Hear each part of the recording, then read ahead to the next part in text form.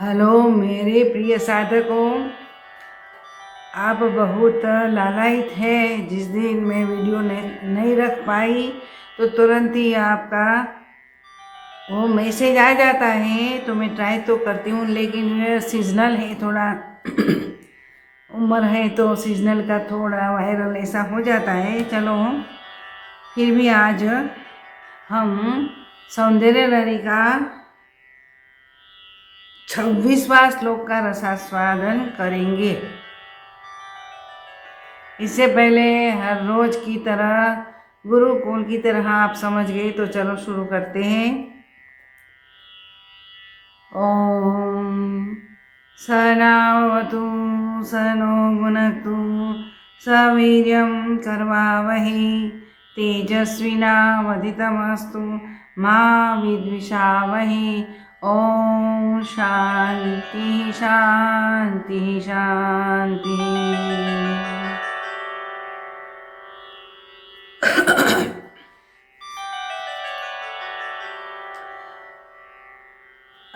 शिखरणी छंद है, आपको तो मालूम है। विरञ्चिः पञ्चत्वं व्रजति हरिराप्नोति विरतिं विनाशं कीनासो भजति धनदो याति निधनम्। जो रियलिटी है, सुपर रियलिटी, इसकी बात यहाँ बता दी फिर से। विरञ्चिः पञ्चत्वं व्रजति हरिराप्नोति वैरतिं विनाशं कीनासो भजति धनदो याति निधनम्। श्लोक का तीसरा और चौथा चरण। वितन्द्री माहेन्द्री विततिरपि सम्मिलितदृशा। वितद्री माहेन्द्री विततिरपि सम्मिलितदृशा। महासंहारे अस्मिन् विहरति सति त्वत्पतिरसो। महासंहारे अस्मिन् विहरति सति त्वत्पतिरसो।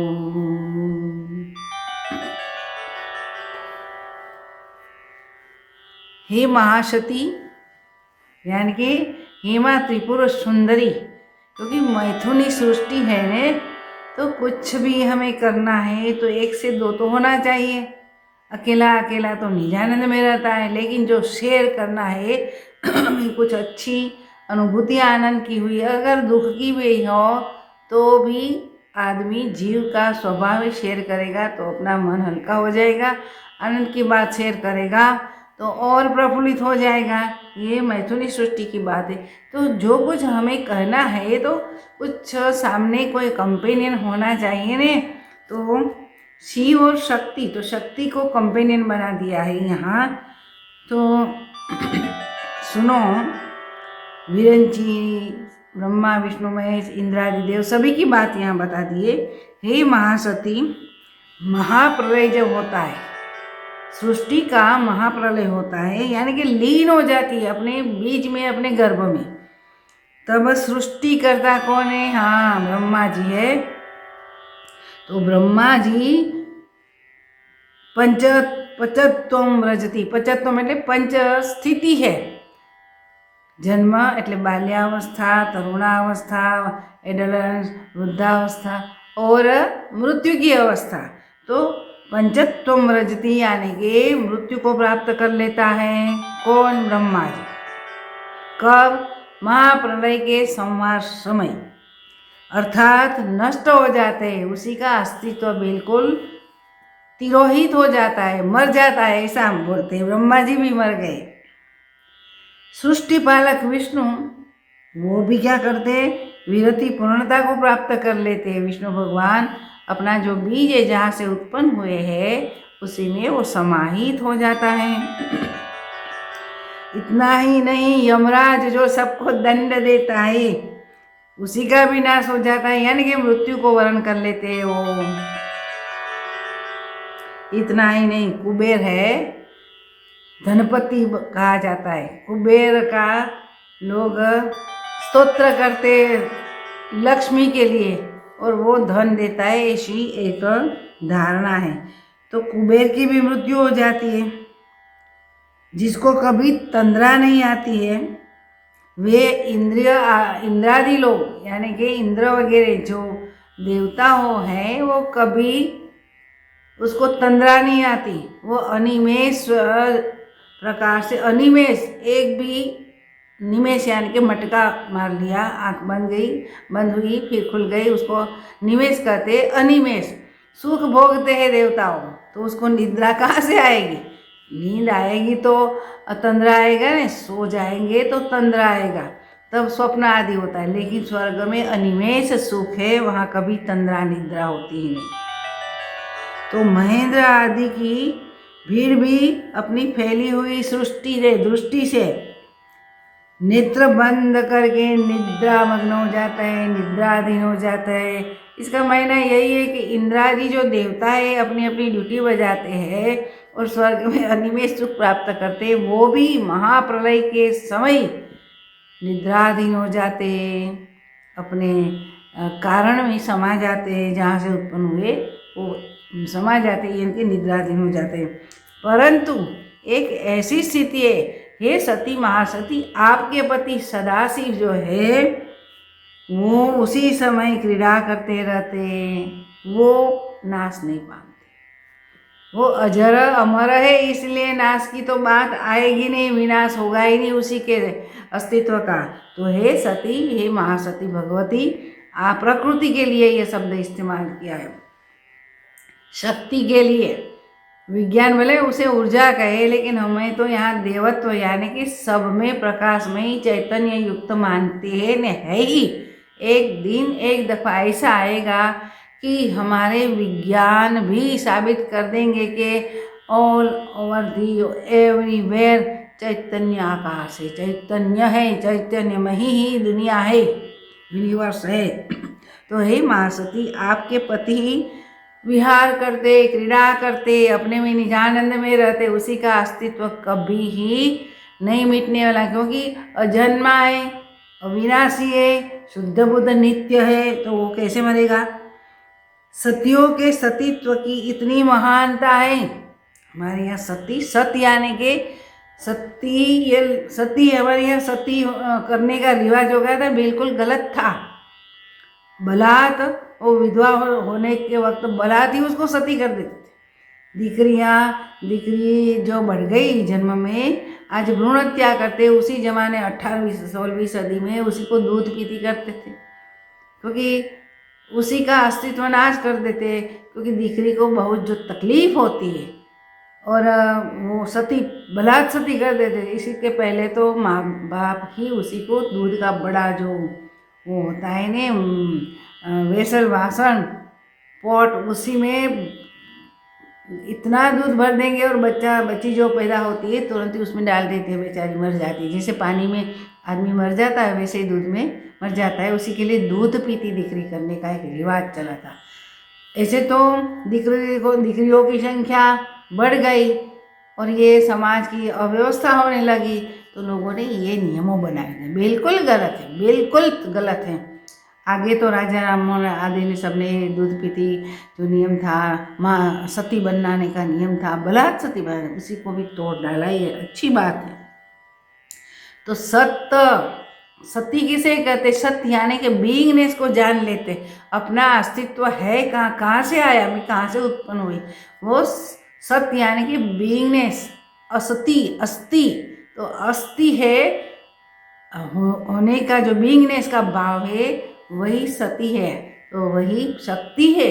उसी को कहा गया कि हे सती, आपकी सतीत्व की यानी कि आपकी बीइंगनेस, आपका अस्तित्व का इतनी महानता है कि उसी का सौभाग्य अखंड रहता है। इसीलिए वहाँ ये दूध पीती बलात् सती करना है, ये बात तो समाज ने बनाई है। बाकी परब्रह्म सदाशिव और उनकी इच्छा शक्ति को ही सती कहा गया है। तो सतचित आनंद में भी वही बात है, सत्य प्रकृति भी सत्य, आह्लादिनी शक्ति भी सत्य है। उसी को प्राप्त करना, उसी को सीढ़ी बना के हमें सदाशिव में विलीन हो जाना है, तब तो मुक्ति मिलती है। तो जब महासंहार में ये होता है, 3 देवों और इंद्रादि आदि कुबेर वगैरह जो स्थिति होती है, लेकिन सदाशिव जो अजय अमर है, जो कुछ भी ड्यूटी नहीं करता, ऐसे ही निजानंद में है, अस्तित्व है, एब्सोल्यूट विज्ञान करते।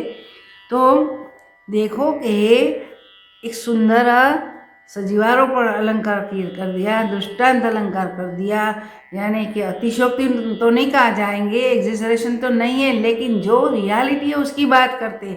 आपका सतीत्व, आपका होने का होनापन है, अपनापन है, अस्तित्व है, वो भी अखंड रहता है। समाज में है ना कि भाई अखंड चुडलो हमारा रहे, ऐसा आशीर्वाद देते, बेटा सत्यवती भव, सत्यवाली हो जा, अखंड सौभाग्यवती हो, ऐसा कहते हैं कि इसका मीनिंग यही है, भाव इसके पीछे यही है कि वो विधवा न हो जाए। तो हमारे यहाँ सती भवानी है, उसी का पति सदाशिव है, जगतपति है वो। तो ये उसी का सतीत्व के कारण वो ऐसे अजर अमर रहते हैं, वो उत्पन्न ही हुए, जन्म भी नहीं हुआ उसका, तो उसी में ये सती सम्मिलित हो जाती है। उसी का सत्य का प्रभाव यही है कि सदाशिव अस्तित्व टिकाए रखते हैं, अजर अमर होते हैं। तो ये आपका सतीत्व का प्रभाव है। और भगवान का यानी कि सदाशिव का सदाशिवत्व बने रहते हैं। जैसे कि ब्रह्मा विष्णु रुद्र महेश इंद्रादि देवों कुबेर, ये सब लोगों की मृत्यु हो गई, यानी कि अस्तित्व खलास हो गया, लेकिन यहाँ तो सदाशिव ने मृत्यु को भी मार डाला है। तो वही हमेशा टिकने वाला है, एवरलास्टिंग है बेटा। सदाशिव तत्व में विश्व का बीज होता है। सभी बीज जो 84 लाख योनि और अनंत ब्रह्मांड है, ये सभी उसी में बीज के रूप में समा जाते हैं। फिर से सृष्टि सती की इच्छा से शुरू होती है, तब ये बीज अपना ऊपर का जो आवरण है वो तोड़ के ऐसे अंकुरित होता है। फिर से जन्म मरण, फिर से 4 प्रकार की जो प्राणी उत्पन्न होते, वही आपकी कृपा से ही होता है। यानी कि संसार विश्व कौन चलाता है? सती तुम चलाते, सदाशिव तत्व नहीं चलाता। वो तो सबके पति है, तो आपके भी पति है, महापति है। तो बीज कभी नष्ट नहीं होता। मैं एक दृष्टांत देती हूँ कि मेरे बगीचा में मैंने सहजन का पेड़ डेवलप किया था। तो इतनी सहजन फली आती थी और फूल इतने आते थे, वो जड़ जाते थे, तो सारा ये वो फ्लावर बेड हो जाता था। और मैं तो यहाँ अकेली रहती हूँ, जो मेहमान साधक को आते जाते रहे थे, तो ये सब इतना बढ़ जाता है, संभालना मुश्किल हो जाता था। तो मुझे ऐसा लगा चलो इस पेड़ को काट दे, उसी में भी चैतन्य है। तो हम प्रार्थना करके हमने ये पेड़ को काट दिया। तो फिर से निकल आया, फिर काट दिया, फिर से निकल आया, फिर काट दिया, तीसरी दफ़ा भी निकल आया। तो हमने सोचा कि इस चैतन्य को प्रकट होना ही होना है, तो हम क्यों ऐसा दुष्ट कार्य करें। तो हमने काटना छोड़ दिया।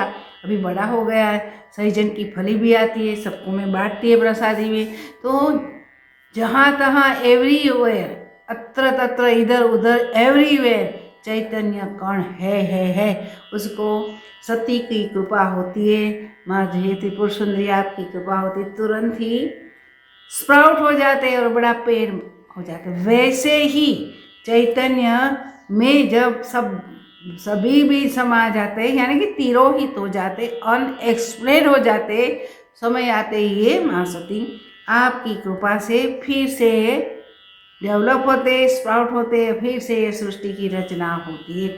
फिर एक ओम बहुश्याम होके वो ब्रह्म तत्व निजानंद आनंद करते, सुख दुख करते, फिर कर्म का नियम लागू होता है, जिसको रूत कहते हैं। तो रूत फिर से शुरू होता है। ऐसे ही हमारे यहाँ तो गणना भी की है कि कब वो महाप्रलय होता है, सतयुग, द्वापर, त्रेता, कलयुग, फिर महाप्रलय, फिर शुरुआत हो जाती है। वैसे ही चलता ही, जैसे जन्म मरण होता है, वैसे ही ये संसार का भी उत्पत्ति स्थिति लय होता ही रहता है। तो ये माँ, ये सब होता ही आपकी कृपा से होता है सब। तो आपके चरणों में हम कृपान्वित हो जाएंगे आपके चरणों से। तो हमें ये सृष्टि कैसे चलती है, कैसे उत्पन्न होती है, कैसे लय प्राप्त करती है, वो सब हमें समझ में आ जाता है आपकी कृपा से। तो हम अमर हो जाते हैं, सदाशिव के अंश हो जाते हैं। ममेवांश जीव भूत्वा, भगवान कृष्ण ने गीता में कहा है कि मेरा ही अंश, मम एवांश जीव लोके जीव भूत्वा रमति। जीव बन के मेरा ही अंश संसार में रमन करता है, ये सब करता है। सृष्टि ऐसे चलती है। आज विज्ञान भी ये ढूंढने का, डिस्कवर करने का, इन्वेंशन करने का वो प्रयत्न कर रहे हैं। लेकिन सुख शांति चाहिए तो अंतर में जाके खोज करना चाहिए कि मैं कौन हूँ। तो मैं कौन हूँ, इसी का जवाब ही निर्विकल्प समाधि में यानी कि ज्ञान में हो जाता है। समाधि को भी महाप्रलय कहा गया है, इसीलिए तो हमारे साथ चक्र एक एक लोक के साथ जुड़े हुए, इसलिए तो ये अनुभव होती है कि फला लोक है। हमें समाधि में ये अनुभव होता है। सविकल्प समाधि, निर्विकल्प समाधि में तो सदाशिव तत्व है, उसी का ही अनुभव होता है। पर ब्रह्म की अनुभूति, ब्राह्मी स्थिति होती है। तो आपको समझ में आ गया होगा, ये रसास्वाद आपको अच्छा लगा होगा। तो ठीक है, आप कमेंट भी अच्छी लिखती है, सब कमेंट पर भी कमेंट सब लोग लिखते हैं, आप शेयर करते हैं मेरा वीडियो। तो लाइक करना, कमेंट करना और शेयर करना, जो सही कमेंट करना। माता जी को अच्छा लगे इसीलिए कमेंट करने की आवश्यकता कोई नहीं है। तो आज का एपिसोड हम यहाँ पूरा करते हैं। हरिओम तत्सत। जय गुरुदत्त। सदाशिव नमः। सदाशिवम नमः। माँ त्रिपुर सुंदरी नमः। सद्गुरु भगवान की जय हो, जय हो, जय।